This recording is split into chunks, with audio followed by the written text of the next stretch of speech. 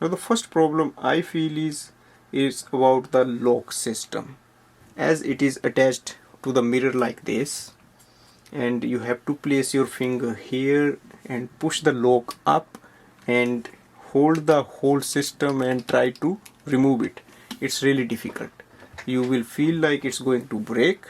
So I feel it's a really inconvenient feature. It should have been easy, like just one click and it should be detached. Now the second thing is it has no inbuilt battery power. That means you cannot see any video, any clip without having an external power supply.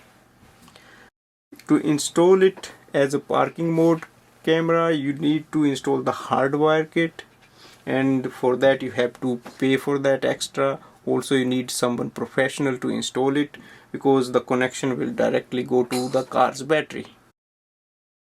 And the fourth thing is you cannot adjust the brightness, so it will stay at the same point during the day and night, which can be a problem for some people. And the last, fifth thing is it doesn't have any wireless option. There is no Wi-Fi in it.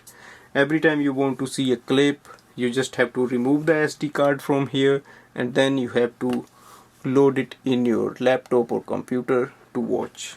And there is no app connectivity because of no wireless system. So overall I can say this is a very expensive item, and I believe it should have all those 5 features, or at least some important features.